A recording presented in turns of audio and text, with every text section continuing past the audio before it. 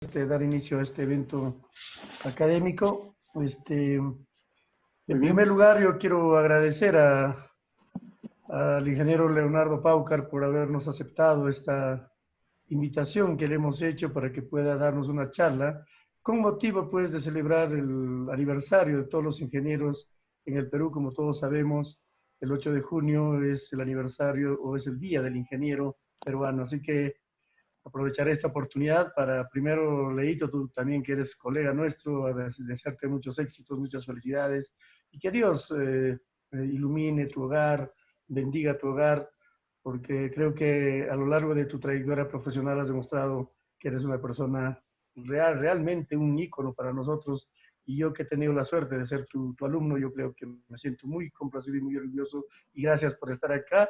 Y te damos a nombre de todos los ingenieros que seguramente se están conectando, te damos la bienvenida y una vez más, gracias por todo. Y también aprovecharé para todos los que están, los que son ingenieros y nos están viendo, también, ¿no? Desearles un feliz día y que ojalá estos tres días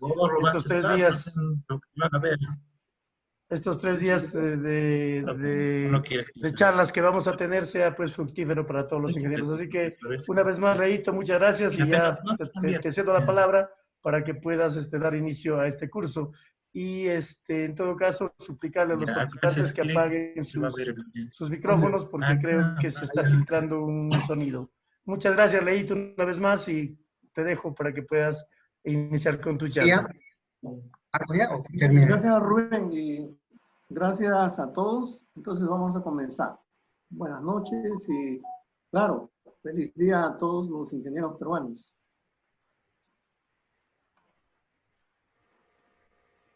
Esta reunión la hemos llamado Desafíos de la Ingeniería Eléctrica, una visión, una proyección internacional.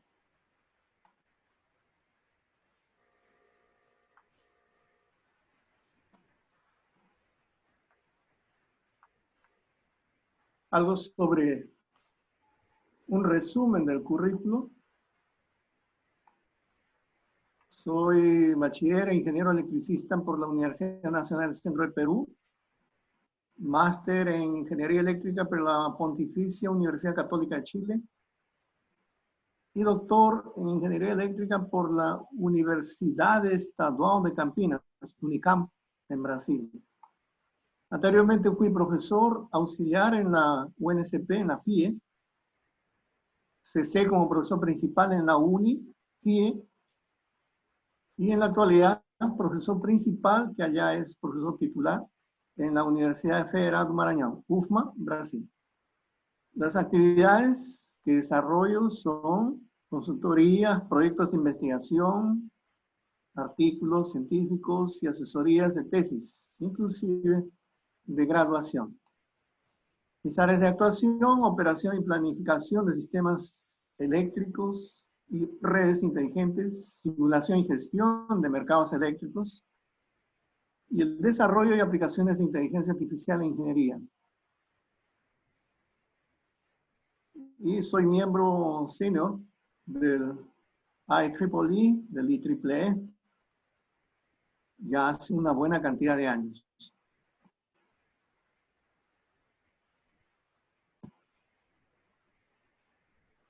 Yo creo que podemos comenzar con esta parte de ingeniería, una definición, yo diría, formal, en la aplicación de la ciencia y tecnología para aquello que sabemos: proyectar, planificar, construir máquinas, estructuras, vehículos, edificios, puentes, carreteras, sistemas, procesos, etc.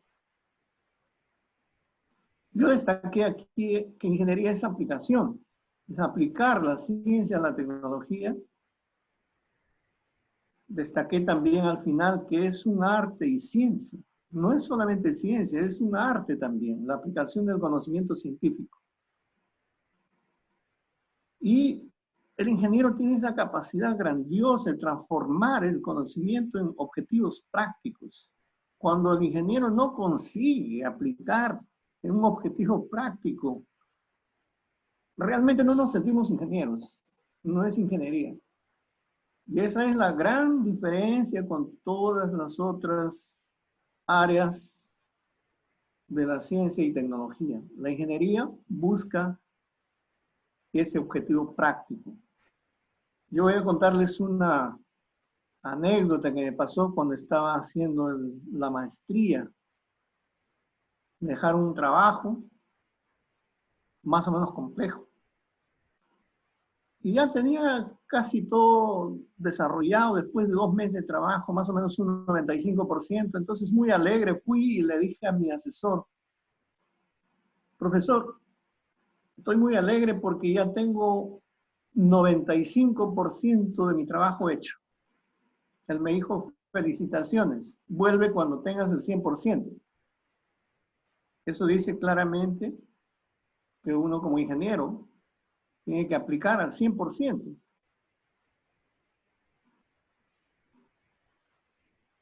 La ingeniería tiene un método de ingeniería de la misma forma que la ciencia tiene un método científico para llegar desde la primera fase hasta la última. Y aquí yo coloqué un paralelo entre el método de ingeniería y el método científico. O sea, los dos guardan, ¿no? Tanto el método de ingeniería como el científico guardan una relación. La diferencia tal vez está en que la ingeniería llega a resultados en que hay un lanzamiento, es la fase de lanzamiento, ¿no? El resultado final. Ya el método científico llega a una etapa de comunicación, comunica. Y al inicio, en la identificación del problema, nosotros tenemos esa fase de la idea, surgen las ideas. En cuanto en el método científico se tienen cuestiones, se realizan preguntas, etc. Luego en la ingeniería viene la fase de concepción, las soluciones existentes, etc. En cuanto en el método científico viene la investigación de la bibliografía, la investigación de lo que ya se ha hecho, de lo que se conoce. Esta fase 3 es fundamental, porque la primera fase, la fase 1 de la idea en el método de ingeniería, es una fase de optimismo, de sueños, de imaginar, ¿no? La fase de concepción, no, ya uno ve soluciones que ya existen. Pero para mí el divisor de aguas es el planeamiento, la planificación. Toda esta parte de las fases 1 y 2 es un optimismo. En la parte de planificación ya tenemos que definir los objetivos, desarrollar un programa bien planificado, desarrollar un cronograma inclusive. Y aquí es donde la mayoría quedamos. ¿Por qué? Porque somos muy difíciles de hacer un planeamiento, una planificación. De la misma forma, en el método científico, a veces no sabemos qué es una hipótesis, qué es construir una hipótesis o más hipótesis, y quedamos por ahí. O lo hacemos mal o lo hacemos incompleto. Un buen planeamiento, una buena planificación, al final será fundamental para llegar a la fase 6. Yo diría que más de la mitad de los que tuvieron ideas fantásticas, planificaron bien hasta llegar a la fase final. Pero el haber planificado tiene que ayudarse con la próxima etapa, que es el proyecto en sí. Aparecen modelos, algoritmos, esquemas, gráficos, planos, etc. Ya en la fase 5, que es el desarrollo, ya tenemos prototipos, experimentos, pruebas, validación, verificación. Es una etapa de mucho trabajo. Y finalmente viene la etapa de lanzamiento, ¿no? En que hay que hacerlo con todas las de la ley, inclusive con marketing y todo ello. Yo creo que la mayoría siente que este método de ingeniería,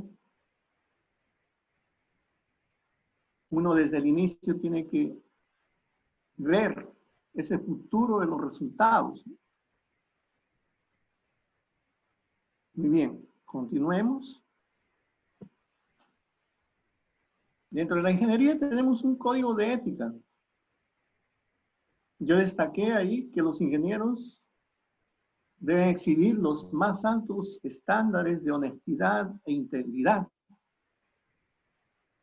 Gran parte de ellos se ha perdido.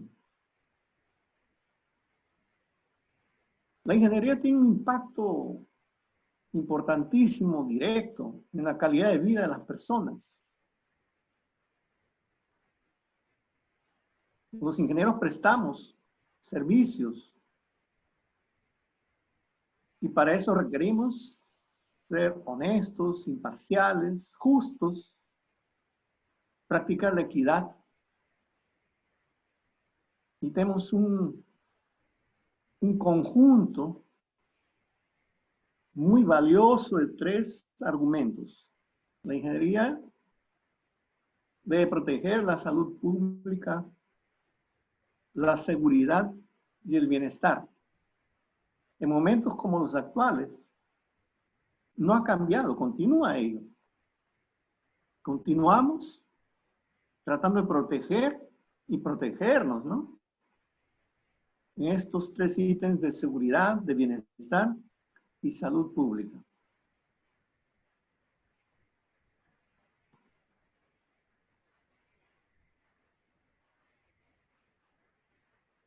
Grandes avances de la ingeniería del siglo XX.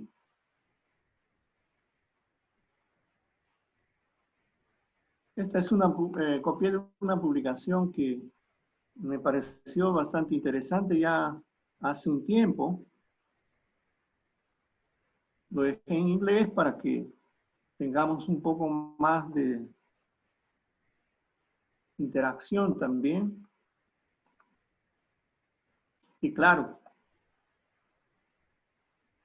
colocaron en primer lugar la electrificación. Eso es interesante. La electrificación es fundamental. Un gran avance en la ingeniería del siglo XX. El automóvil, el avión, la electrónica, los computadores, el aire acondicionado, aunque eso todavía está muy lejos para todos nosotros, ¿no? La Internet. Hace unos 20 años atrás, un poco más, 25 años tal vez, pensábamos que la Internet sería algo para una élite, una tecnología nueva para una élite. Sin embargo, hoy en día vemos que la Internet es una necesidad, es una herramienta para todos nosotros.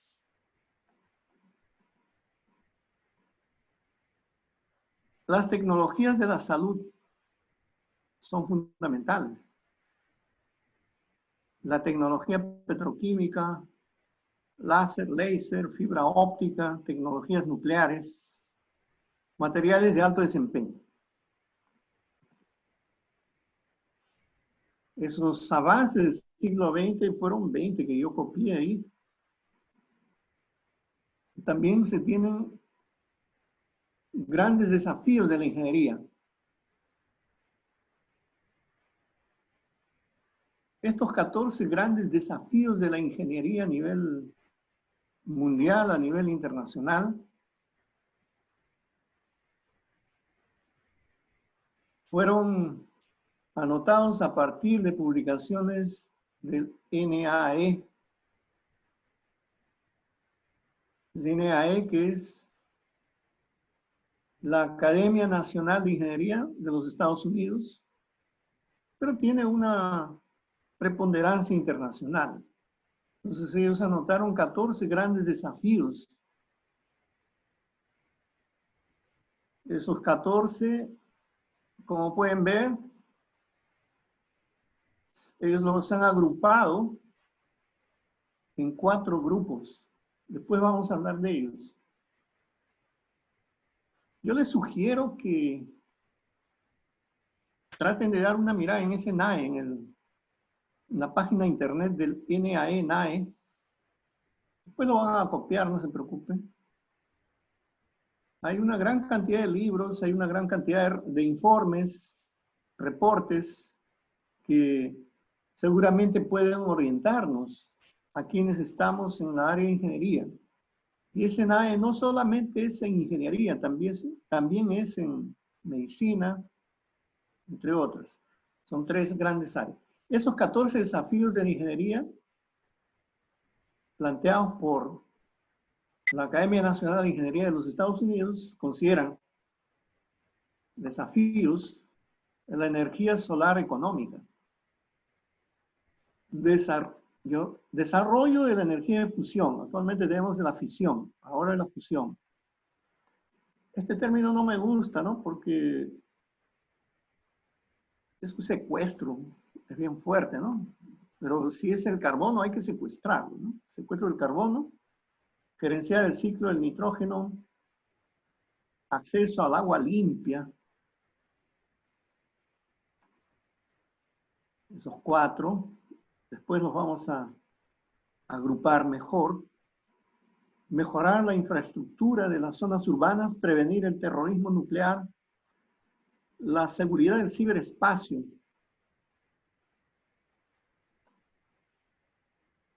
Informática sanitaria avanzada. Es fundamental eso. Realizar la ingeniería para mejores medicinas. Realizar una ingeniería reversa del cerebro. Mejorar la realidad virtual. Avanzar en el aprendizaje personalizado. Ya no un aprendizaje común a todos, sino ya más personalizado. Y este es un gran desafío, tal vez futuro, ¿no? Diseñar las herramientas científicas del descubrimiento. No es solamente estudiarlas, sino tener esas herramientas. Esos 14 desafíos, grandes desafíos, no solamente achievements, o sea, desafíos que van de la mano con los anteriores, han sido agrupados en estos 4 ítems. Esos desafíos de la ingeniería del siglo XXI, los 4 primeros, o sea, son 4 grupos: sustentabilidad, seguridad, salud y la mejora de la vida, calidad de vida, mejorando la vida. Entonces, esos 4, sustentabilidad, son estos que tenemos aquí. Energía solar con economía, etcétera, hasta el acceso al agua limpia. Luego vienen estos 3. Seguridad, salud y la mejora de la vida, mejorando de vida. Esto es lo que les dije, el NAE, ¿no? National Academy of Engineering, es la Academia Nacional de Ingeniería. Los invito a que puedan accesar ese. No es una propaganda, pero es una buena fuente de información. Y como podemos ver, aquí tienen ese NAE, es parte, ¿no?, de esta Academia Nacional. Entonces, es una Academia Nacional de Ciencias, Ingeniería y Medicina. Medicina, Ingeniería y Ciencias. ¿De acuerdo? Inclusive ellos ya colocaron una de las primeras imágenes construidas sobre el nuevo coronavirus. Bien.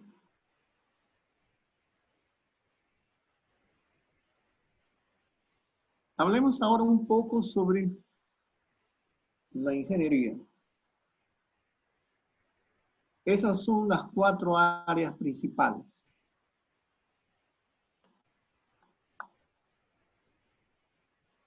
Nosotros estamos en el tercer lugar, ¿no?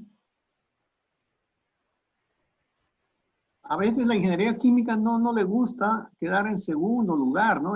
Yo hice eso de propósito, porque primero es ingeniería química porque dicen que los químicos, que la Edad Media, no sé cuántos, y después viene la ingeniería civil, que el primer ingeniero fue Leonardo da Vinci. Pero un poco para provocar a los químicos puse primero ingeniería civil, después química, eléctrica, mecánica. En realidad, como una curiosidad, yo creo que todos los ingenieros electricistas, los que estudiamos ingeniería eléctrica, electrónica, recordamos nuestra teoría de circuitos, circuitos electrónicos, que análisis de mallas, análisis de nodos y todo eso, ¿no? Redes. Lo que no sabíamos es que toda esa nomenclatura, todos esos nombres, etcétera, fueron emprestados de la ingeniería civil. Entonces, cuando un ingeniero civil habla con un ingeniero electricista, él va a entender que son mallas, que son nodos, que son circuitos, etcétera. Entonces, eso no es una nomenclatura propia, ella fue emprestada de los civiles. Entonces, cuidado, ¿no? Ellos tienen buena parte de las herramientas de la matemática y las ciencias afines con los electricistas. Bien, entonces recorremos, esas son las 4 áreas principales de las existentes en ingeniería. No soy yo que hizo eso, existe, y las otras áreas de ingeniería, infelizmente, no son pues las principales, pero vamos a verlas ahora. Aquí anoté algunas, ¿no? Porque hay un gran número, ¿no? Otras áreas. Dejé por fuera ingeniería electrónica porque ellos no gustan considerarse dentro de eléctrica. Al contrario, ellos consideran que electrónica debería absorber a eléctrica. Bueno, son puntos de vista. Colocamos ingeniería de computación, ingeniería de sistemas. Aquí también hay entre ingeniería de computación y ingeniería de sistemas, hay un poco de polémica, ¿no? Porque ellos piensan que cada uno debería ser parte, uno de ellos debería ser parte del otro, ¿no? O sea, uno es el universo y el otro no. Bueno, cada uno tiene su área. Ingeniería de sistemas es un poco más antigua, ¿no? Que ingeniería de computación, ingeniería aeroespacial, ingeniería genética, interesante ingeniería genética, biomédica, mecatrónica. Y aquí dejé etcétera, ¿no? Existe un gran número, ¿no? Todas son importantes, todas son interesantes y todas significan un gran desafío. Y también se tienen las áreas multidisciplinares. Una de ellas sería ingeniería mecánica eléctrica, creo que son juntas. Otra es ingeniería de control y automatización. En fin, a veces son fusiones, ¿no?, de áreas afines de la ingeniería multidisciplinares. Bueno, pero todos ellos hoy día estamos conmemorando, ¿no?, el Día del Ingeniero.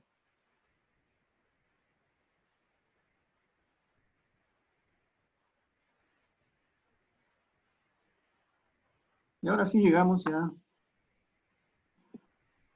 a la ingeniería eléctrica. Esto es más nuestro campo, ¿no? Es una área de la ingeniería, claro, ¿no?, relacionada con el estudio, diseño y aplicación de equipos, dispositivos, sistemas que utilizan la electricidad la electrónica y el electromagnetismo. Entonces podemos estudiar, diseñar, proyectar y aplicar. Esta palabra es fundamental para la ingeniería, ¿no? Aplicación. No podemos tener un equipo, un dispositivo, un sistema que no sea aplicado. Si no es aplicado, entonces no estamos dentro de la ingeniería.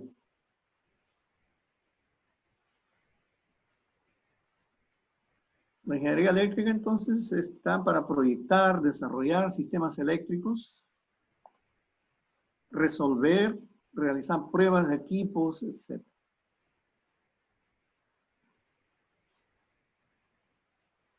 Unos segundos de recreo.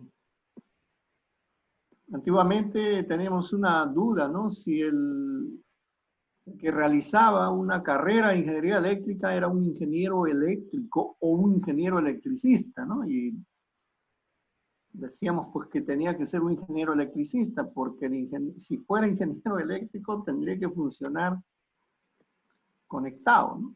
Entonces, pero hoy en día se ha perdido un poco ello y cada vez veo que se usa ingeniero eléctrico indistintamente como ingeniero electricista. No solamente a nivel latinoamericano, sino también en el Perú. Pero como somos más tradicionales, yo prefiero como ingeniero electricista, ¿no? Por las dudas.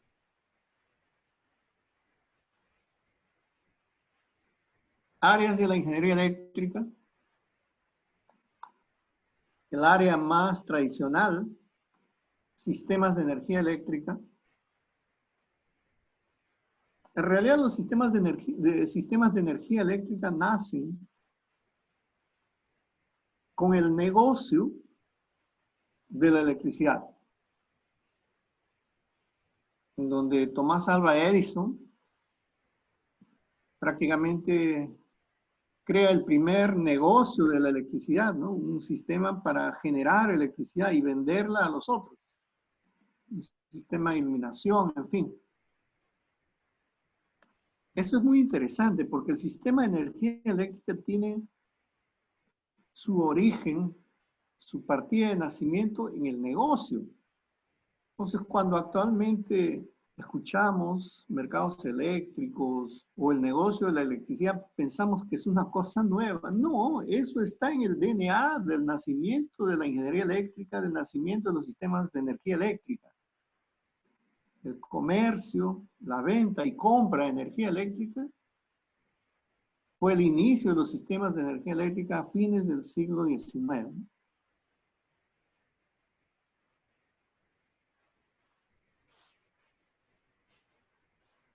Y otro detalle, en aquella guerra de las corrientes entre Tomás Alva Edison defendiendo la corriente continua y Tesla defendiendo la corriente alterna, inicialmente diríamos que gana Tesla, ¿no? Con la corriente alterna y supuestamente perdió Tomás Alva Edison con la corriente continua, pero hoy en día vemos que ambas son utilizadas, inclusive en alta tensión, en baja tensión, etc. Entonces, depende para qué y en qué situaciones podemos utilizar tanto la corriente alterna como la corriente continua.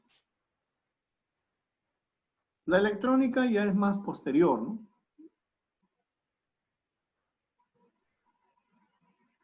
La automatización,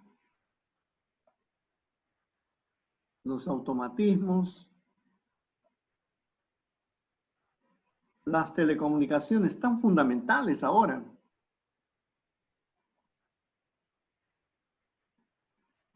Los sistemas de control o sistemas de control automático también. Electromagnetismo, fotónica, instrumentación, energías renovables.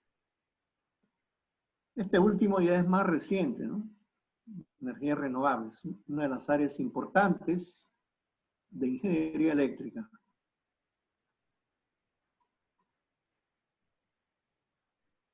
Yo creo que telecomunicaciones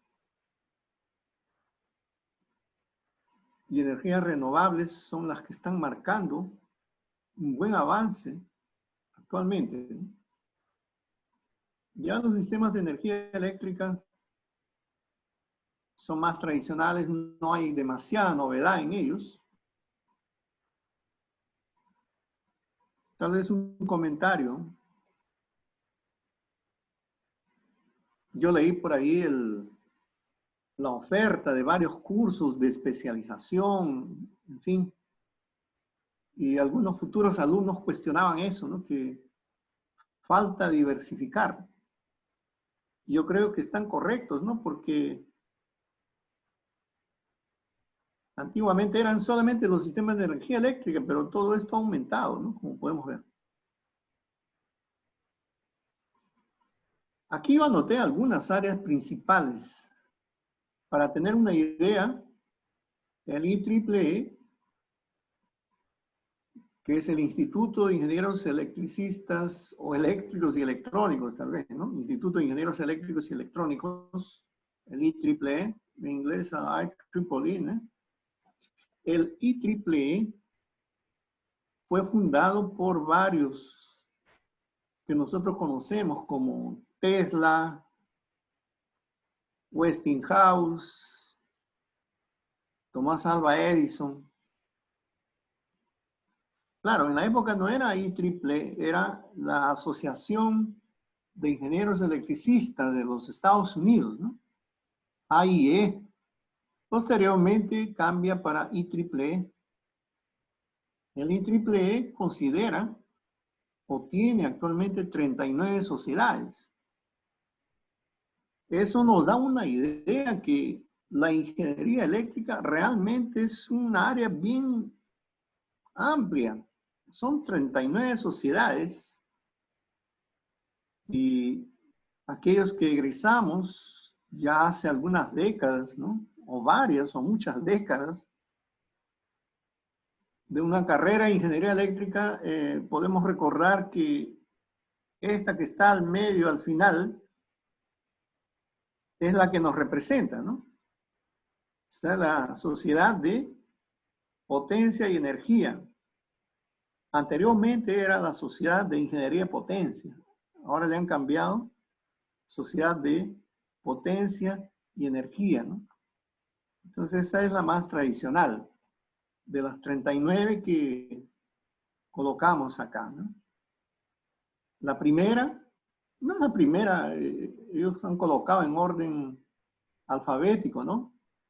La Sociedad Aeroespacial y de Sistemas Electrónicos. La segunda, la Sociedad de Antenas y Propagación. Y así vamos. Aquí se tiene la Sociedad de Computación. Sistemas de control, en fin. El último, la Sociedad de Tecnología Vehicular. ¿De acuerdo? Entonces, aquí debe quedar bien claro, ¿no? Que esta área, esta carrera, ese mundo de ingeniería eléctrica es muy amplio, demasiado amplio. Y es un orgullo para todos nosotros que el IEEE es la institución que abarca el mayor número de profesionales de una misma área en el mundo. Entonces, es la sociedad profesional más numerosa, prácticamente más calificada, altamente respetada. Por lo tanto, hago el llamado para aquellos que no son miembros del IEEE para que lo hagan. El IEEE es una sociedad fundamental. Algunos dicen, pero ¿yo qué gano? No, no, no, no es para ganar. Aquí se tiene conocimientos y uno tiene que participar también.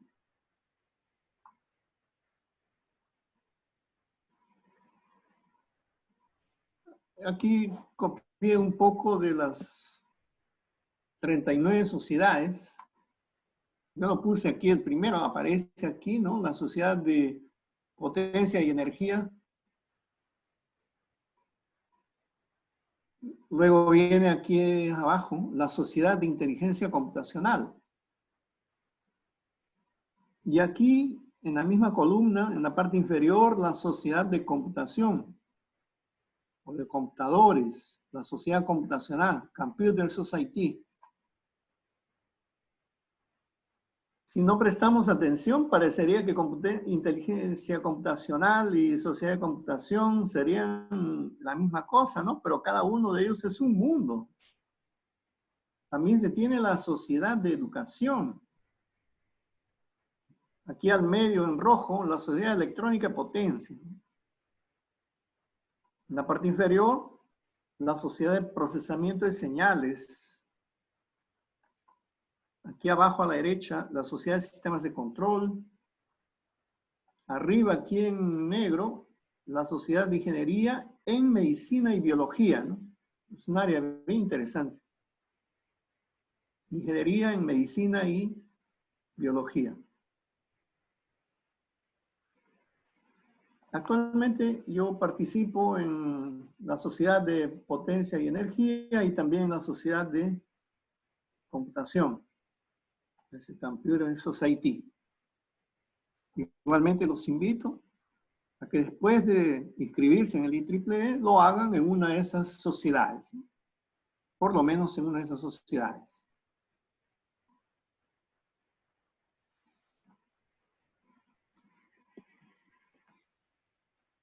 Bien, y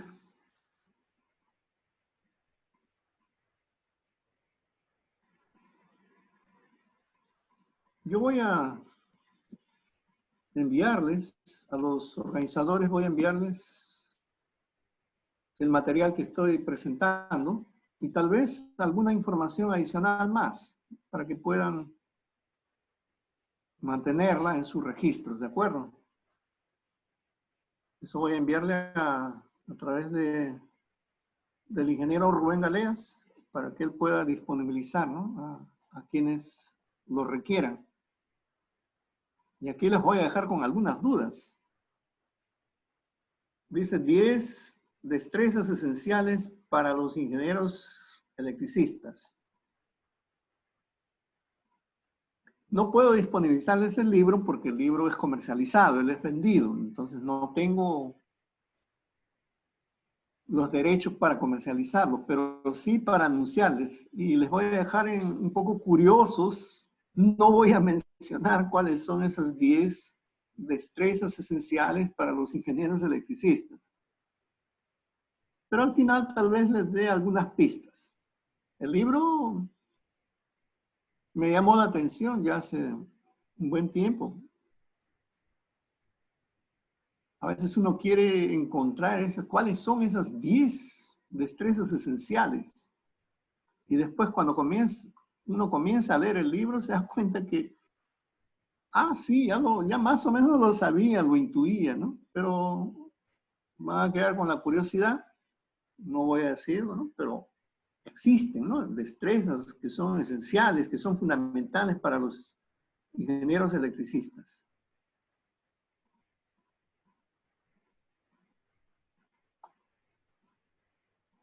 Aquí puse algo como proyección, algo de actualidades. Acá ya se pone más interesante todo. Vamos a hablar de todo y de nada. 5G, energía limpia, inteligencia artificial, HVDC, que sería corriente continua en alta tensión, ciberseguridad y el COVID-19, la COVID-19. Bueno, ¿y qué tiene que ver todo eso con la ingeniería eléctrica? Tiene que ver y bastante. Dicen, pero el nuevo coronavirus también tiene que ver. Sí, HVDC, sí, claro, hay otras, pero yo solo coloqué algunas, ¿no? Las más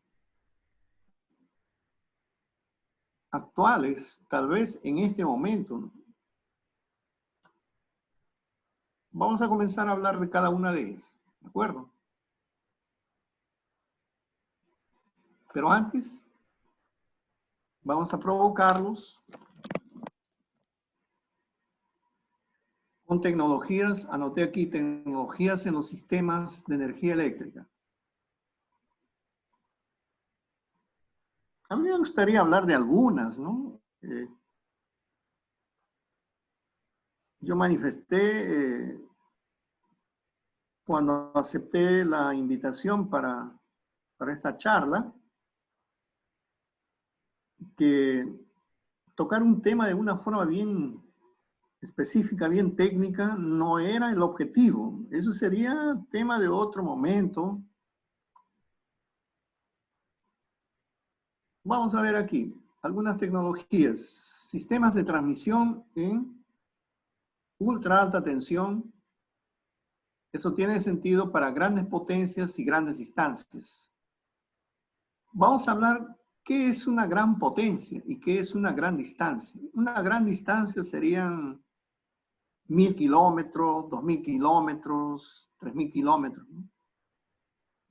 O sea, desde Tumbes hasta Tacna, ¿no?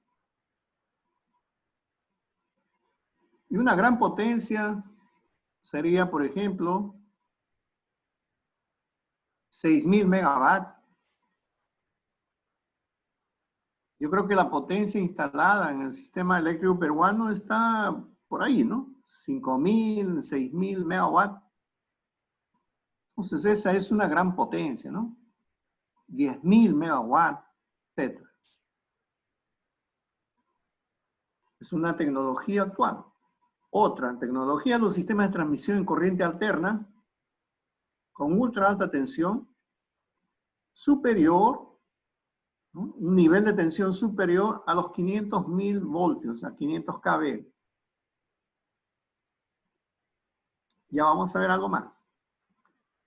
Sistema de transmisión en corriente continua, también en ultra alta tensión, superior a un dipolo de 500 kV. Sistema de transmisión en media onda, también es otra tecnología de los sistemas de energía eléctrica. Los sistemas de transmisión flexible, FACTS, no es plural, ¿no? Es Flexible AC Transmission System. Y los FACTS leves, o light FACTS. Para aquellos que no están muy familiarizados con los sistemas de transmisión flexible o FACTS, ¿qué es eso? Es simplemente una impedancia variable. Se puede conectar en serie o en paralelo o una combinación de ellos. Entonces, un FACTS es una impedancia variable. Y claro, si colocamos, instalamos un FACTS en un sistema de transmisión, vamos a tener varios beneficios. Otra tecnología, líneas de transmisión en corriente alterna que se pueden transformar para líneas de transmisión en corriente continua. ¿Por qué? Con la idea de aumentar la capacidad de transmisión. Podemos transformar un sistema CA en CC. Tal vez utilizamos la misma infraestructura de torres, etcétera. Y en lugar de dos ternas, por ejemplo, podríamos tener 3 dipolos. Cuando las distancias son grandes y las potencias son altas, esta alternativa sería muy interesante. Las redes inteligentes o smart grid, los sistemas de almacenamiento de energía, las fuentes de energía renovables, son tecnologías actuales, ¿no? Empresas que están bien conectadas con todo ello. Siemens, ABB, Alstom, etc. Y esta aquí al medio. Yo creo que no todos la conocen, ¿no? State Grid es tal vez siempre cuando no se tienen los números, ¿no? Es bueno dejar un poco de duda. Es tal vez la empresa eléctrica más grande del mundo. Y ya ustedes pueden imaginar que ella es de la China. A veces decimos, que la China se viene, que la China es una novedad. No, no es una novedad, hace milenios que existe, ¿no? Y el poder de la China, desde la época de la pólvora, que la Gran Muralla, etcétera, y ahora State Grid, ¿no? Que sería algo así como, yo no sé si aún existe, ¿no? Electroperú. Electroperú, que es la empresa eléctrica peruana. En Brasil también se tiene una de Electroperú, ¿no? Que es Eletrobras, que es la empresa eléctrica brasileña. Y así por el estilo, ¿no? Cada país tiene. Y State Grid es una empresa estatal china, muy poderosa, por cierto. Muy poderosa.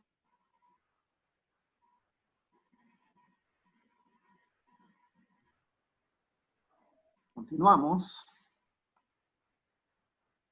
¿Y qué tiene que ver todo esto?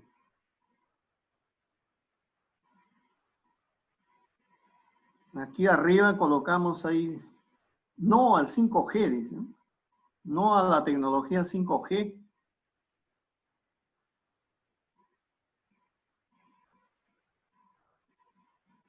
Resumidamente, la tecnología 5G, inclusive hay teorías de la conspiración que dicen que el coronavirus surge, entre otros motivos, por causa del 5G en la China, pero todo ello no pasa de una conspiración. Vamos a ampliar esos comentarios ahora. Y aquí un diagrama ampliado, ¿no? De lo que es un sistema 5G. Al final, se tiene mucha información que está circulando. Esa es la idea, ¿no? Se tienen células pequeñas que están en postes. Esos postes están situados entre 100 a 200 metros. Las torres, esa infraestructura de comunicación ya es más grandiosa, ¿no? Los carros, todos ellos, esos vehículos en movimiento, reciben información y envían información también a los centros de datos. O sea, todo el mundo está siendo monitorado y él también puede monitorear, ¿no? Es como que todos tienen un GPS, un GPS y todo el mundo se comunica, ¿no? Entonces, para que eso ocurra, para que podamos tener un acceso en tiempo real, lógicamente tiene que haber una gran circulación de información, de datos, ¿no? Bien, eso no es una novedad, todos ya lo sabemos. Y acá una curiosidad, ¿no? Por ahí yo encontré, decían que estaban instalando esas torres, etcétera, esa infraestructura 5G, y hablaban que una de las torres, ¿no? Una infraestructura bien alta, una de las más altas del mundo, estaba en Las Vegas. Y por ahí aparece el gracioso y dice, no, no es en Las Vegas, yo conozco uno que es más alto. ¿Dónde? El otro gracioso dice que es en el monte, en las montañas Everest. Y aquí está una foto, efectivamente, ¿no? Esa tecnología 5G, aquí en esta foto podemos ver de la Huawei todavía, ¿no? Que sería pues una de las torres más altas, ¿no? De 5G existentes. Bien. Un poco de radioactividad. Aquí colocamos lo siguiente. Energía. Este es un documento de de esta revista Scientific American, ¿no? Dice que las cenizas volantes o la ceniza volante es lo que una central termoeléctrica, por ejemplo, una central termoeléctrica, una central térmica a carbón, libera en la atmósfera, ¿no? Después de producir todo ese proceso de energía, ¿no? De electricidad, hay parte del carbón que va a parar en la atmósfera, va a parar y se le llama ceniza volante. Esa ceniza volante de una central térmica es más radioactiva que los restos nucleares de una central nuclear, por ejemplo. Y eso uno no lo sabía, ¿no? Es 40 veces más radioactivo.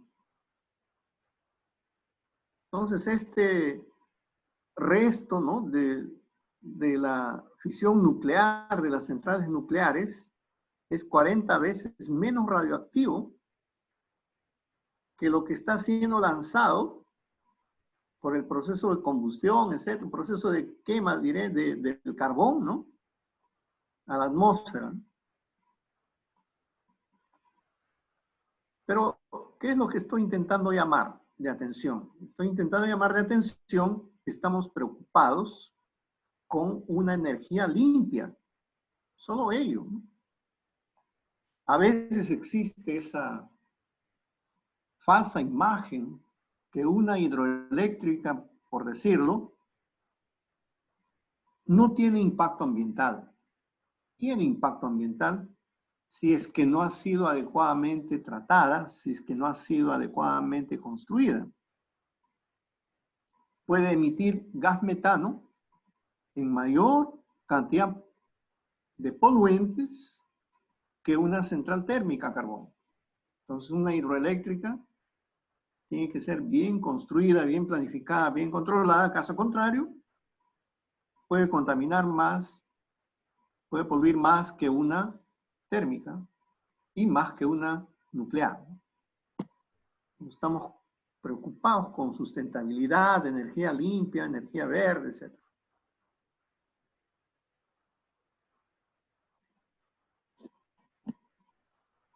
Redes, árboles neuronales, árboles neuronales, y el uso de ellas en aprendizaje neuromórfico. Todo está medio complicado. Yo creo que es más fácil que yo les diga que esto tiene que ver con inteligencia artificial, con redes neuronales, a nivel de protones, etc. O sea, un nivel ya prácticamente atómico. ¿Qué es lo que se está haciendo en la actualidad? Se está tratando de implementar al estilo de circuitos VLSI, está tratando de implementar circuitos nerviosos humanos, mimetizar, copiar, ¿no? Con estos árboles neuronales, ¿no? ¿De acuerdo? O sea, ese aprendizaje neuromórfico viene a ser una área relativamente reciente de la inteligencia artificial, de la computación cuántica.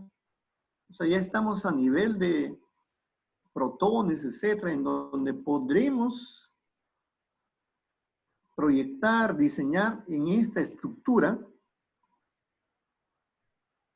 algo muy parecido con el sistema nervioso humano.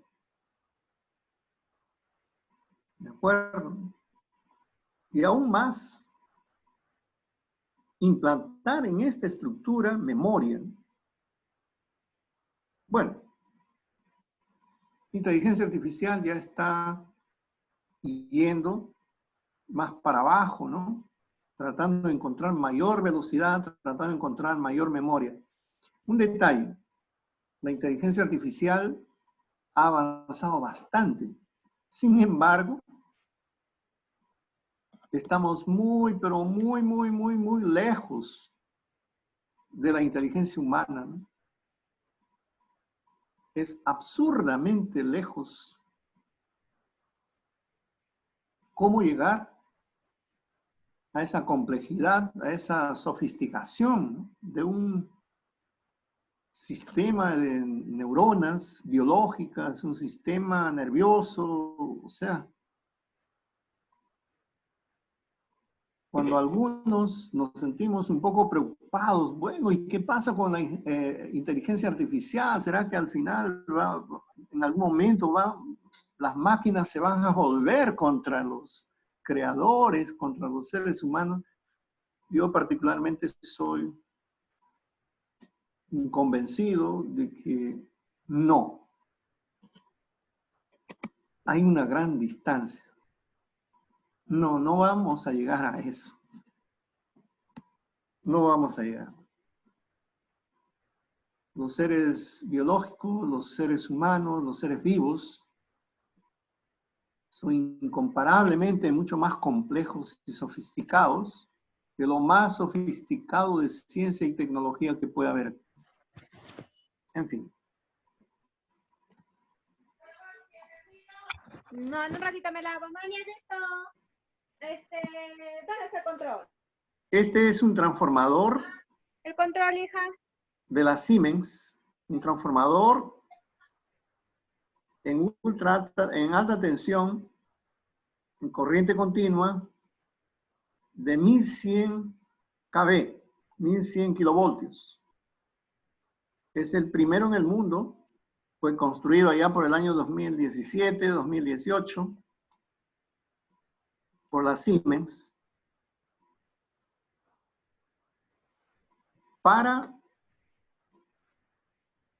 creo que no fue para State Grid, pero fue para la China, ¿no? En la China ya debe estar en funcionamiento un sistema en 1100 kV, ¿no?, en corriente continua, y ese transformador fue encomendado justamente por una empresa de la China para Siemens, y Siemens desarrolló eso y ya instalaron todo el sistema, está en funcionamiento. Yo no sé si ya completaron, ¿no? No recuerdo exactamente la ciudad, ¿no? Bien. Podemos observar ahí el dipolo, ¿no? No es un sistema trifásico, es un sistema en corriente continua, ¿no? Un dipolo.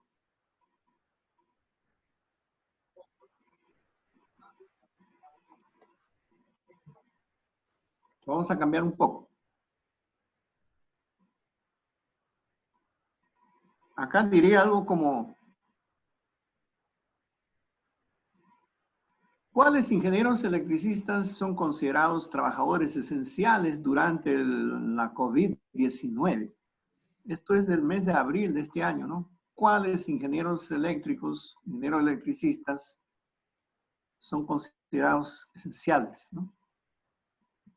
Esto yo lo copié de una información en los Estados Unidos, ¿no? Dice, si los trabajadores de la salud están en la línea de frente de la pandemia, los ingenieros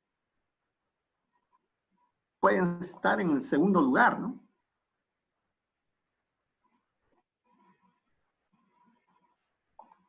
Pero ¿cuáles de esos ingenieros electricistas son considerados trabajadores esenciales? Los que son del área de comunicaciones, ¿no? Aquí, los que son del área de comunicaciones, ellos son considerados esenciales, ¿no?, para hacer frente a ese COVID-19.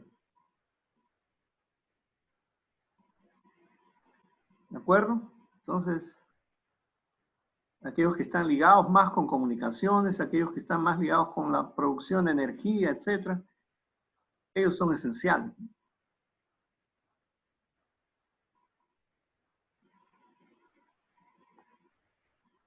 Aquí un ejemplo práctico de ello. Esta empresa, UVD Robot, ha proyectado un robot desinfectante, ¿no? Basado en rayos ultravioleta, ¿no? Eso fue en el mes de marzo, inicio de abril, ¿no?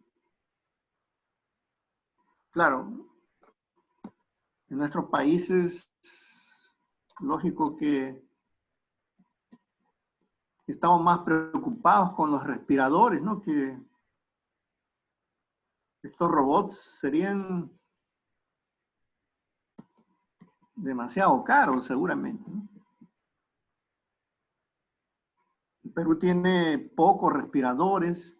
Fue interesante que diversos investigadores, diversos ingenieros, no solamente de ingeniería eléctrica, sino de otras áreas afines, realizaron esfuerzos denodados para construir respiradores de bajo costo. Y yo sé que consiguieron. Lo que no sé es si hubo todo ese apoyo por parte de la industria, por parte del gobierno, para desarrollar, ¿no? Esos equipos tan necesarios en estos momentos. Seguimos. Voy a cambiar un poco bruscamente de respiradores, etcétera, ya casi terminando, para este sistema SAGE, SAGE, en Brasil. SAGE significa un sistema abierto de gerenciamiento de energía, o sea, es un sistema SCADA. Ese sistema SCADA, desarrollado en Brasil a lo largo de algunas décadas. Un sistema SCADA, para aquellos que no están familiarizados, es como decir un sistema Windows para el computador. Un sistema SCADA es como un sistema operacional, un sistema operativo para el sistema eléctrico. O sea, el sistema eléctrico necesita de un sistema SCADA, un sistema de gerenciamiento de energía, y él va a funcionar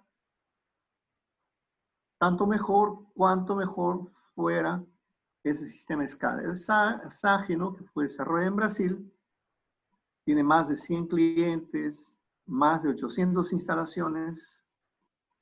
No sé si consiguen ustedes visualizar Eletrobras, aquí un pedazo, Eletrobras. Todo este estado, este grandote, es igual al Perú, ¿no? Para tener una idea. Este sector de Eletrobras, ¿no? Entonces, el sistema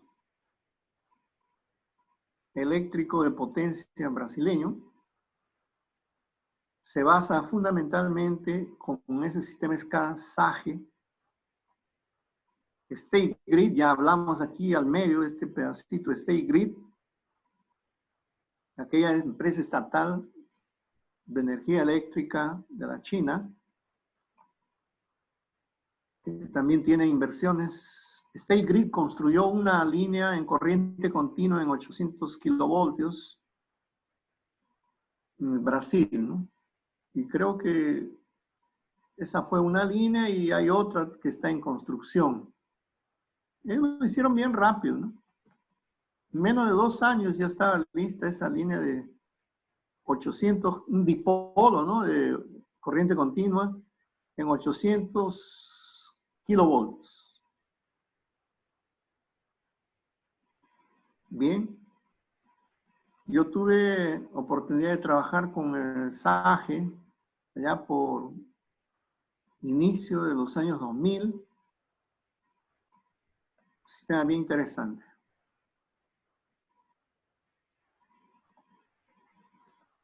Y prácticamente para terminar, ¿no?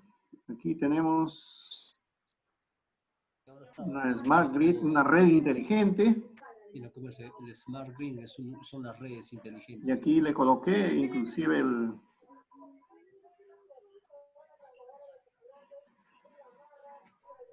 el link internet, ¿no? Para el URL para que ustedes puedan copiar esa información. Blockchain for Smart Grid. ¿Qué es blockchain? Blockchain es una, digamos que es una tecnología de seguridad en bloques que está siendo implantada también para redes inteligentes, ¿no? En camadas, digamos, en capas, ¿no? En bloques. Esa es una manera interesante de protección, de seguridad, ¿no? Porque, digamos, si esta parte que está más oscura pertenece a un bloque con una criptografía de seguridad, una metacriptografía de seguridad, entonces va a ser más difícil de entrar acá porque esta no es la misma que esta otra, que este otro bloque. Entonces cada uno tiene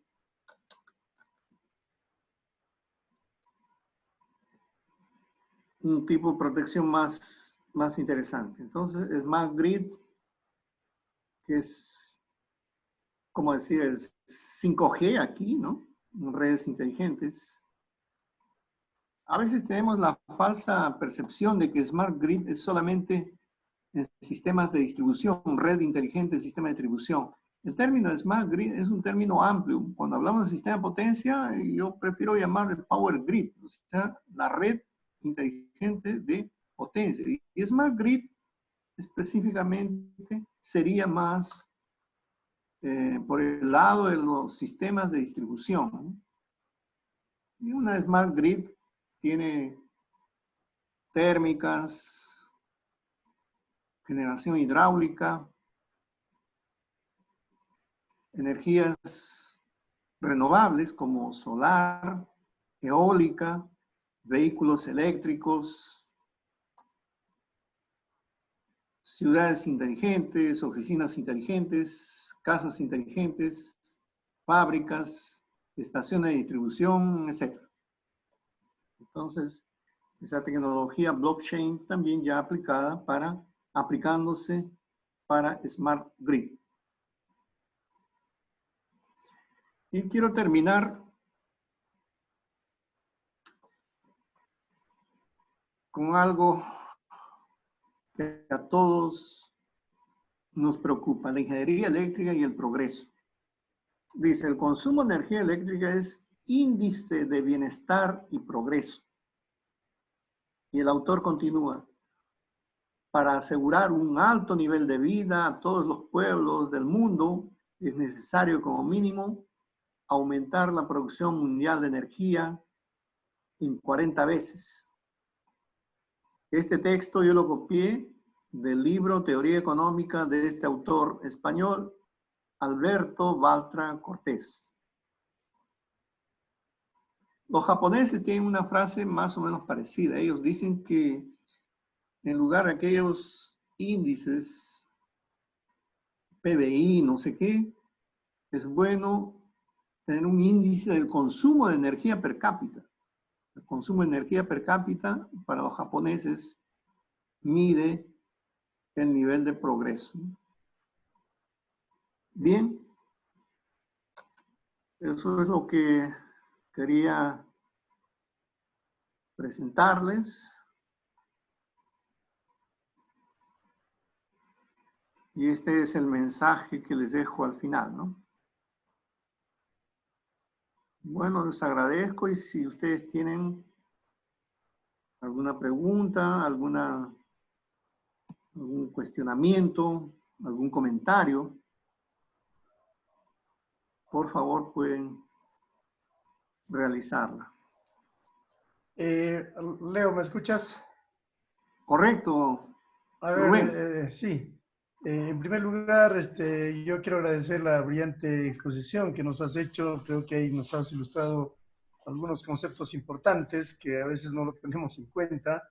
Yo una vez más te agradezco y te felicito por esta oportunidad que nos has dado de conocer un poco más sobre lo que es la ingeniería eléctrica. Pero yo quería de repente, mientras los demás participantes también pueden ir alistando sus preguntas, que seguramente muchos lo tienen, yo quería que de repente nos ahondes un poquito sobre este tema de lo que es la transmisión en corriente continua, debido a que, como tú comprenderás, en nuestro país todavía no existe ningún sistema de transmisión en corriente continua. Así que a ver si de repente nos puedes ampliar un poco sobre ese tema, Leonardo. Claro. La corriente continua es una tecnología que es posible ya hace buen tiempo.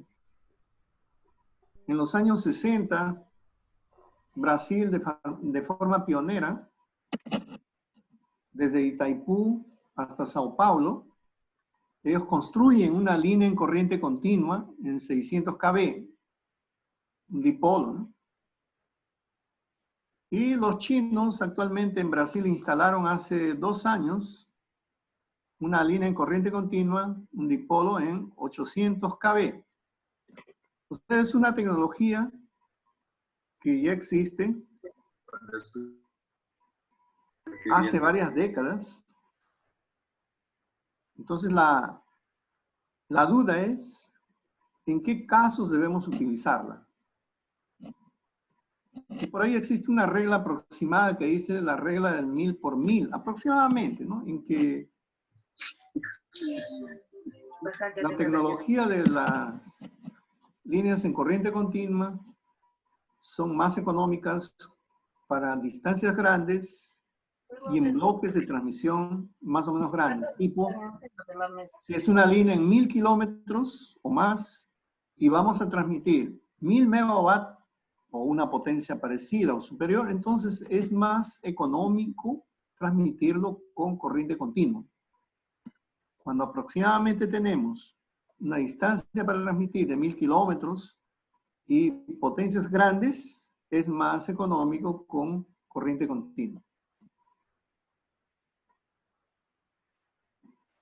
Rubén, ¿sí?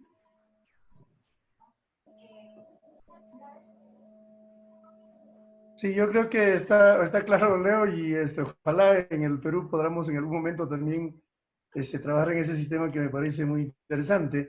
Y de repente, ya para terminar mi intervención, ¿qué nos puedes de repente, desde tu experiencia internacional, nos puedas abordar sobre esto de los sistemas interconectados?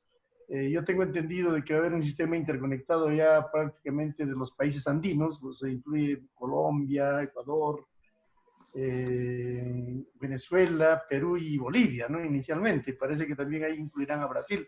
No sé si de repente también tienes alguna información al respecto, Leonardo. Bien, los sistemas interconectados, es curioso, ¿no? La tecnología también existe, está disponible. Entonces, ¿por qué un sistema de potencia se interconecta con otro? Principalmente se interconectan por causa del mercado, por causa del precio, por causa de la economía, porque interconectados, dos sistemas van a tener economías. Esa es la idea. Entonces, no es porque a uno le está faltando potencia o energía, sino generalmente es porque ellos buscan, con esta interconexión, tener una economía para ambos lados. La tendencia es trabajar interconectados. Y yo sé que hubo ya un gran número, ¿no?, de reuniones en diversos países en América del Sur que están trabajando en ello, ¿no? En la interconexión con otros países, ¿no? Interconexión energética, por ejemplo, Bolivia a través de una red de gas con Brasil. Brasil es un importador de energía eléctrica, ¿no? Le compra energía al Paraguay bastante, le compra a Argentina, le compra a Bolivia, inclusive le compra a Venezuela. Y el Perú, hasta donde yo sé, tiene un potencial hidroenergético en la Amazonía para venderlo exclusivamente al Brasil, que no tiene por ese lado, ¿no? Como Brasil es un importador, compra energía y el Perú le puede vender, ¿no? Claro que si es que el Perú no lo requiera, ¿no? Pero yo creo que requerimos también. Entonces la interconexión de los sistemas eléctricos sobrepasa los límites de los países, los límites geográficos. Por esa razón, economía.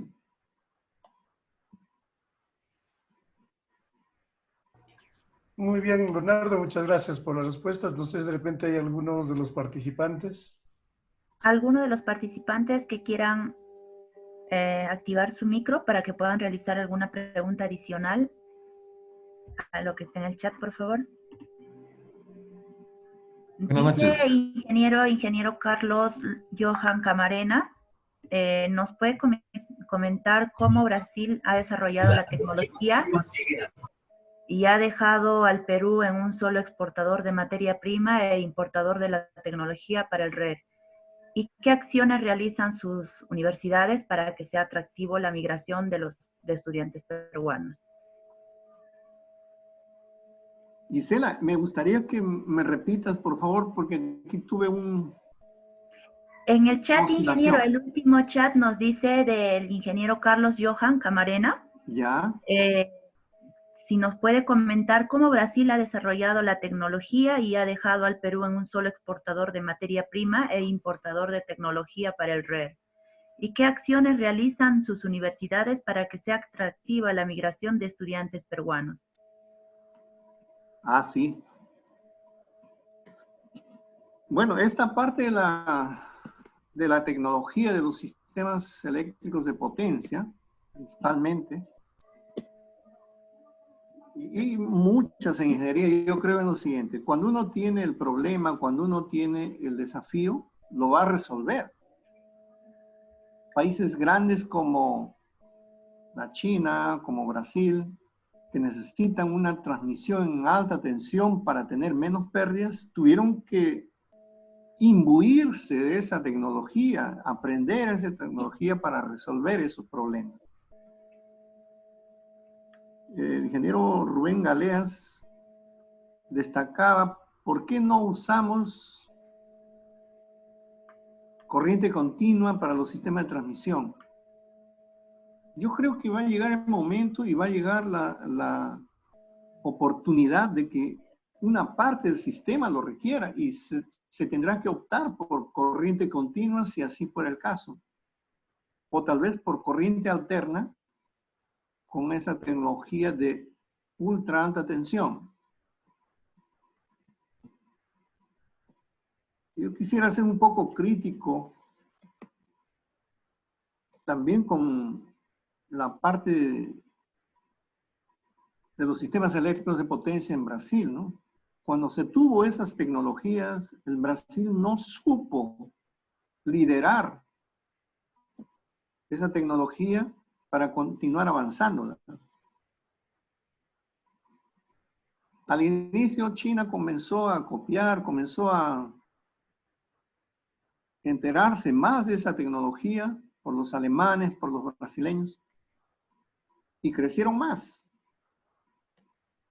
Tanto es que cuando construyen Itaipú, etcétera, los chinos para que construyan, la China para que construya aquella central de 3 gargantas, tuvo que aprender un poco con Brasil, que ya tenía más conocimiento sobre ello. Entonces, Brasil un poco que pierde el protagonismo también y no estuvo en esa lideranza, ¿no? O sea, lo hizo, pero no lo hizo como se debiera, ¿no?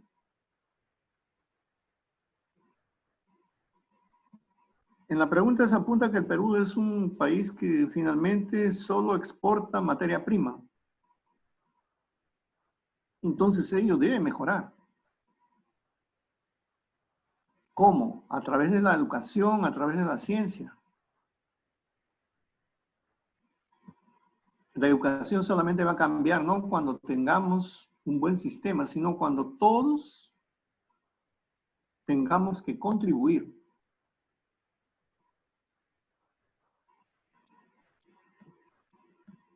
Yo no pienso que soy un ejemplo, yo no pienso que soy alguien predestinado, nada, pero cuando decido hacer la maestría, cuando decido hacer el doctorado, yo humildemente quise aprender más para ser un mejor profesor, para tener un mejor conocimiento. Y yo creo que estuve por el lado correcto. debemos aprender más. Y para eso debemos tener una proyección internacional. Recuerdo que cuando hacía el doctorado en Brasil, en la universidad en donde estudié, había un gran número de estudiantes internacionales.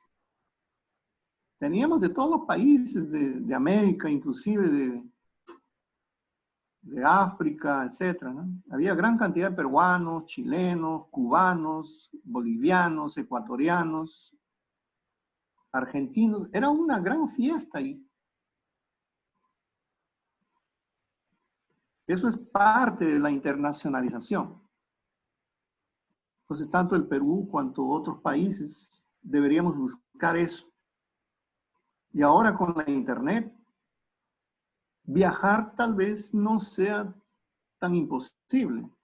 Cuando queremos hacer una investigación, podemos entrar en contacto con investigadores de otros países. Ahora ya no es óbice, ahora es más fácil. Bueno, espero haber respondido en parte a la pregunta, ¿no? Sí, ingeniero, muchas gracias. Respecto a otra pregunta, Jorge Gamarra nos dice, una pregunta, buenas noches. ¿Cuáles son algunos de los puntos inconvenientes que impulsan a las empresas de energía eléctrica a implementar soluciones de telemática? Bueno, nuevamente yo creo que todo tiene que ir no tanto por el lado de tecnología, porque tecnología existe. Todo tiene que ir más por el lado de la economía. Yo pienso en ello. Si queremos implantar algo, tenemos que ver si económicamente es viable, si vamos a tener beneficios. Yo lo veo más por ese lado.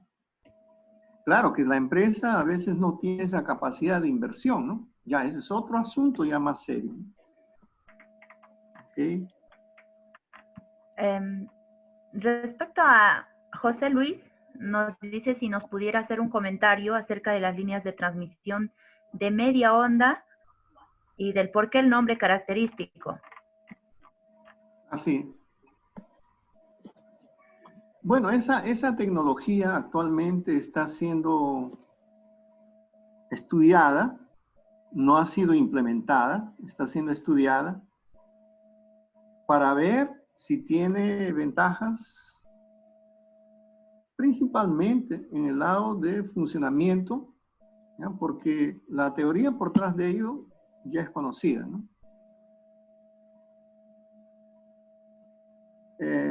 Yo quisiera que José me hizo la pregunta, ¿no? Sí, José Luis.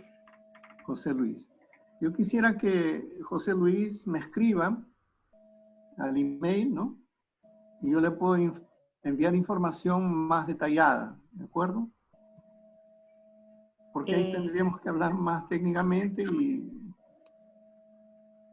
pero básicamente es eso, ¿no? Es como una parte de la filosofía del sistema en corriente continua, ¿no?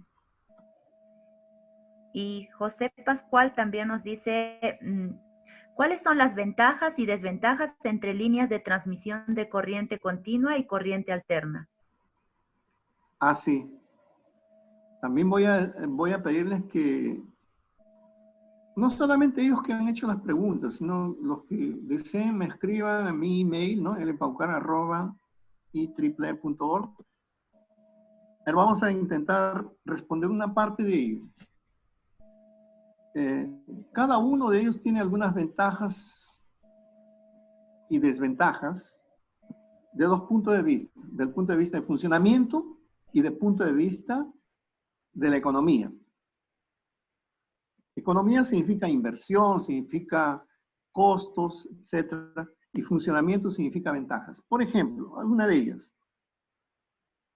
Cuando son distancias grandes, una línea de transmisión en corriente alterna, naturalmente ella es propensa a oscilaciones electromecánicas. Las oscilaciones electromecánicas limitan la transmisión de potencia. ¿Ok? Entonces, una línea en corriente alterna de una distancia grande, una línea CA, ella produce oscilaciones y eso no es bueno. Ya una línea continua, ella naturalmente no tiene ese problema de oscilaciones. O sea, naturalmente ella no produce oscilaciones. ¿De acuerdo? Del punto de vista de economía, una línea en corriente alterna hasta aproximadamente 500 kV, una línea en corriente alterna tradicional, hasta 500 kV más o menos, ella es más económica que una de continua. A partir de 500 kV, suele ser más económica una de corriente continua. Y ya en ultra alta tensión, alrededor de 1000 kV, se puede usar corriente alterna. Solo que la tecnología no es la tecnología convencional, ahí cambia un poco. O sea, se puede usar corriente alterna, pero las distancias tienen que ser, como les diría, tienen que ser más comprimidas. ¿De acuerdo? Entonces, esa es una diferencia entre ellas. Existen otras más. El sistema en corriente alterna es trifásico, las torres de transmisión tienen que ser más robustas, más grandes. Ya las líneas continuas solamente tienen 2 conductores, entonces las estructuras son menores, hay una ganancia en ello. Las de corriente continua tienen las estaciones convertidoras, etcétera, que las hacen más caras.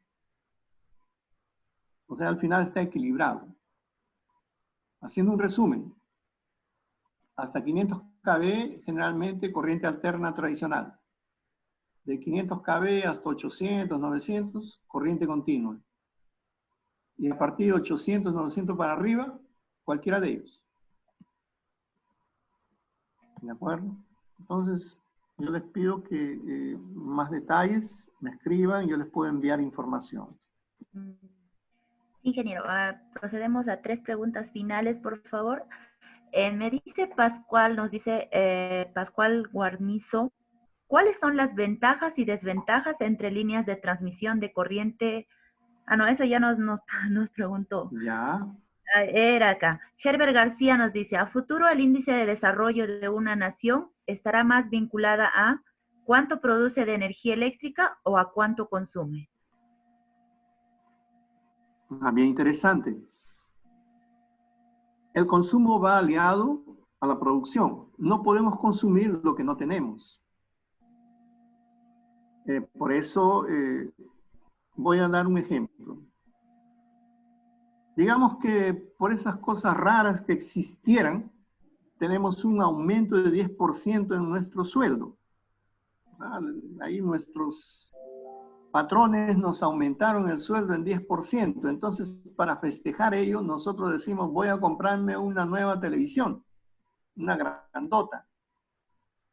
El aumento en nuestro sueldo fue solamente 10%. Sin embargo, cuando nos compramos una televisión, teníamos una de 29, ahora nos compramos una de 75 pulgadas. El consumo de esa TV no es un 10% más, es mucho más. Una TV de 29, 32 pulgadas consumía 50 watts. Ahora una de 75 nos consume 250 watts. Y, o sea, a veces el poder adquisitivo puede aumentar 5 o 10%, pero el consumo exageramos un poco. Más o menos para hacer acompañar esos números, yo diría que es bueno crecer, pero controladamente, porque un crecimiento económico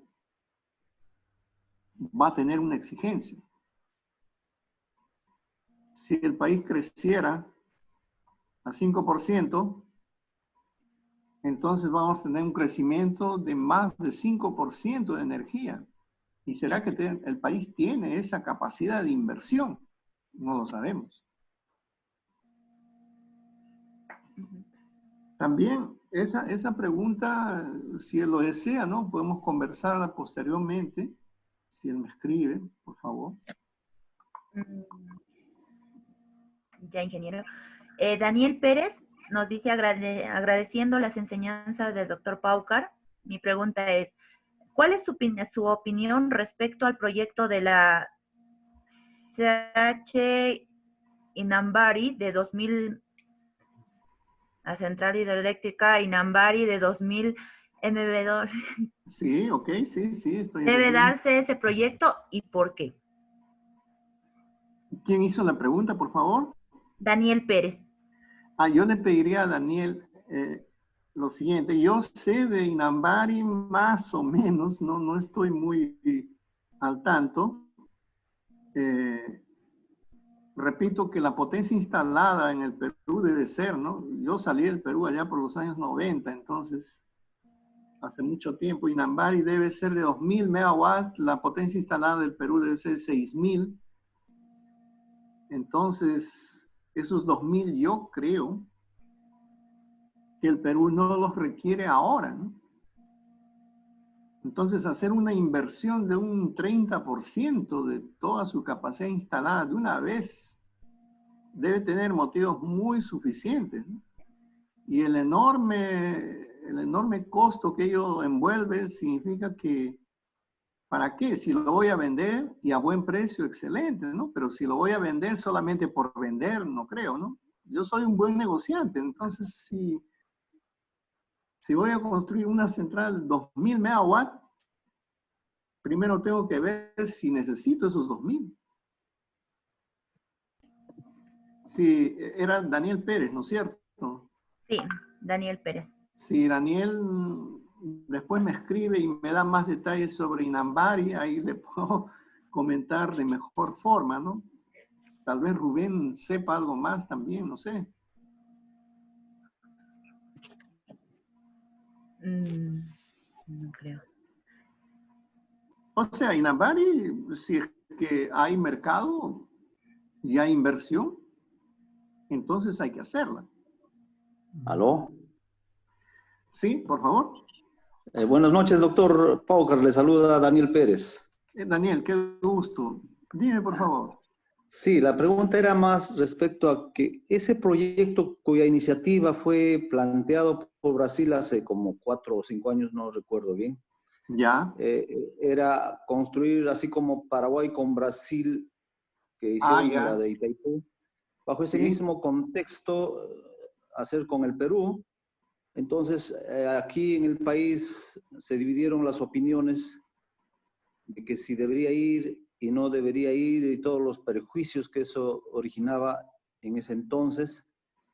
Y quizás por eso me atreví a hacer la pregunta, porque eso era un proyecto planteado por Brasil, no por el Perú. Ni siquiera estaba incluido en el denominado plan maestro del país, ¿no? Entonces, más fue por eso. Pensé que quizás usted tenía mayor conocimiento y por eso fue la pregunta, doctor. Ya, sí, puedo complementar lo siguiente, Daniel. Brasil, en la frontera con el Perú, ellos no tienen, ¿cómo les diría? No tienen una gran capacidad de generar energía hidroeléctrica. Ellos no tienen. Y ellos requieren por ese lado. O sea, ellos quieren comprar, porque construir por ese lado a ellos les resulta bien engorroso. Existe un instituto que preserva el medio ambiente, no sé qué, y los indígenas. Entonces, ese instituto es difícil pasar por ellos.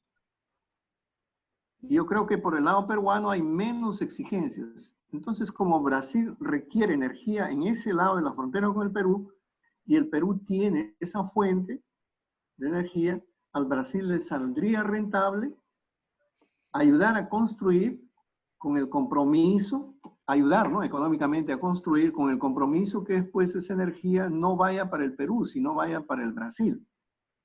Como Daniel dijo, al mismo estilo de Itaipú. Itaipú es una central que queda en la frontera Brasil-Paraguay y Brasil le compra prácticamente 70% de la parte paraguaya. O sea, 50% de Brasil, claro, eso va para Brasil, y el otro 50% es de Paraguay. y el 70% de ese 50% al Paraguay se lo vende al Brasil.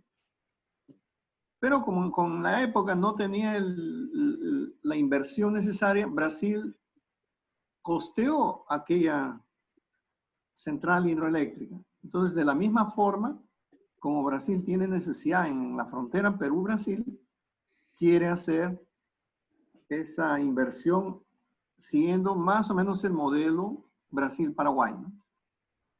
Yo no sé exactamente cuáles son los detalles, pero se tiene que ver el impacto ambiental, se tiene que ver el asunto del negocio y se tiene que ver la situación de inversión, ¿no? Si Brasil quiere invertir y en eso hay lucros necesarios, entonces se puede hacer controlando la parte ambiental, ¿no? Disculpen, pero yo soy a favor de una hidroeléctrica desde que se haga todo ese tratamiento de minimizar el impacto ambiental, ¿no? Yo les voy a contar un detalle bien rapidito sobre una hidroeléctrica acá en Brasil. Se llama Belo Monte. Belo Monte tiene una potencia de 11.4 gigavatios, 11.400 megavatios, 11.4. Sin embargo, el proyecto original era 11.6. O sea, un poco menos, ¿no es cierto? Ese 11.6 cuando bajó para 11.4, sin embargo, el impacto ambiental no bajó en esa proporción, bajó mucho más. Bajó creo que en 25, 30%.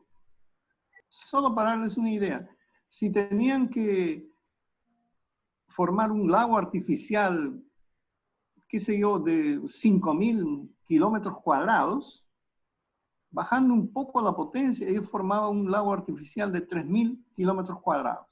O sea, enorme, ¿no? O sea, era solo bajar un poquito, bajar menos de 1%. Y el impacto ambiental casi caía por la mitad. Entonces, es bueno no exagerar también. ¿Cuál es la necesidad de aumentar en 0.2 y causar un impacto ambiental enorme si podemos bajar un poquito? Entonces, yo soy a favor de ello. Porque la pregunta en el otro sentido sería, bueno, ¿y si no construimos una hidroeléctrica, entonces vamos a construir una termoeléctrica a carbón? No. Ahí yo soy contra.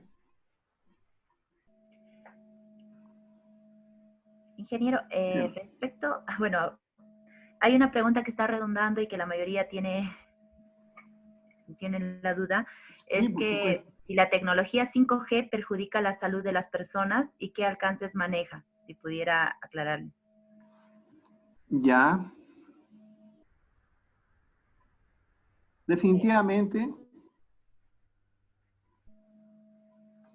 no recuerdo exactamente las distancias, pero primero les voy a hablar del peligro de la corriente eléctrica. ¿De acuerdo? Cuando uno tiene una vivienda muy cercana a una línea de transmisión en alta tensión, eso va a producir, no va a producir, sino eso va a aumentar, ¿cómo les diría? Va a aumentar la posibilidad de tener cáncer, tumores en el cerebro, ¿de acuerdo? O sea, definitivamente, si ustedes quieren construir una vivienda a menos de 50 metros de una línea de transmisión, no lo hagan, porque ahí van a tener problemas con eso de emisiones de radiación electromagnética, no sé qué. Entonces, 50 metros es el radio de seguridad para la corriente eléctrica. Si están cerca de una subestación, menos de 50 metros, es peligroso.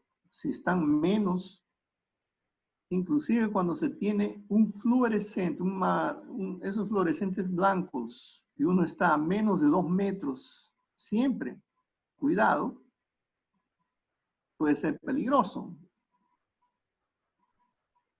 Yo recuerdo que cuando se hizo un estudio bien amplio, no sé si fue en Suecia, fue un país europeo, siempre los americanos y los europeos tuvieron ese encuentro, ¿no? Si la energía eléctrica, la corriente eléctrica es peligrosa o no en líneas de alta tensión. Después de ese embate, el líder defensor de los americanos, después que terminó ese confronto, decidió cambiar todas sus lámparas fluorescentes, ¿no? Las puso más altas. ¿Por qué? Porque él sabía, o sea, él defendía que no es peligrosa la alta tensión. Y sin embargo, sabía que sí lo era. Bueno, resumiendo, hasta donde yo sé, yo no soy especialista en ello, pero de lo que he leído, no es peligrosa. ¿Por qué? Porque es lo mismo que 4G, solo que es un número mayor. En número, en cantidad, ¿no? Definitivamente no es peligrosa. Y A no ser que uno decida, igual que una subestación, vivir cerca de ella o debajo de una línea de transmisión, ¿no? Ahí sí. Si tenemos nuestra vivienda bien cerca a una torre de esas de 5G poderosa, claro que no. Esa produce esas ondas electromagnéticas, etcétera, y tiene potencia suficiente, ¿no? Entonces, no. Yo recuerdo que alguna vez alguien, no, claro, no necesito decir nombre ni país, llegó y me dijo, ¿sabes que tenemos aquí un proyecto? Quiero que tú lo firmes porque esta línea de transmisión pasa por un pueblo, por una ciudad, por un barrio, ¿no? Por un barrio bien pobre. Y ellos nunca van a reclamar, ¿no?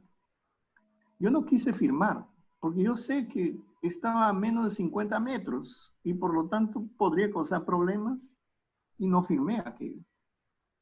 Entonces, de la misma manera, yo aún pienso que 5G, las torres, o de 4G cualquiera, ¿no? Una torre de 4G, una subestación eléctrica, una torre de 4G, 5G, claro que sí. Y por ahí he leído que hay que estar un poco distante, ¿no? De ellas. bueno, vamos allá a entrar a culminar con la última pregunta que es del ingeniero José Luis. Ya. Estimado profesor, en Brasil, para algún tipo de análisis de seguridad de los sistemas eléctricos de potencia, ¿es utilizado las funciones de energía Lyapunov en la actualidad? Ya, ese es un tema bien específico y también le voy a pedir que me escriba, pero le puedo ir adelantando que esas funciones de Lyapunov, funciones de energía, son más teóricas. En la práctica, para sistemas grandes, sistemas eléctricos de potencia reales, grandes, no se utilizan. ¿Por qué? Porque ellas usan un modelo simplificado, un modelo de primer orden y no el modelo de quinto orden, que es el modelo más completo. Entonces, ya estaría más o menos respondida, pero si él desea que me escriba y yo le envío información. Muchas gracias a todos, al ingeniero, doctor Leonardo Paucar. Muchas gracias, ingeniero Rubén Galeas, por acompañarnos en estas conferencias. Bueno, hoy día hemos dado inicio por el Día del Ingeniero con usted y agradecerle su participación, agradecerle la conferencia magistral que nos ha dado a todos, agradecer la participación también de todos los que están ahorita conectados dentro de la plataforma y también vía Facebook y YouTube. Muchas gracias. Mañana vamos a estar conectados también desde las 7 de la noche con el MBA ingeniero Leonidas Paucar, Leonidas Sayas, gerente de supervisión Ocinermin Perú. Gracias una vez más, ingeniero Leonardo, desde Perú, un grato abrazo, un saludo inmenso y muchas gracias por habernos compartido muchas de sus enseñanzas a nosotros. Gracias y un abrazo a todos, que se cuiden. Nos vemos. Chao, Leonardo, gracias. Yo te envío el material, te envío. Ya, Leonardo, listo, gracias. Gracias. Que Dios los bendiga. Muchas gracias. Muchas gracias, chicos. Mañana los esperamos también. El link se les va a enviar 10 minutos antes para que se conecten y también los esperamos para que puedan participar de estas conferencias gratuitas por el mes del ingeniero. Muchas gracias, ingeniero. Nos estamos desconectando. Gracias, hasta luego. Buenas noches.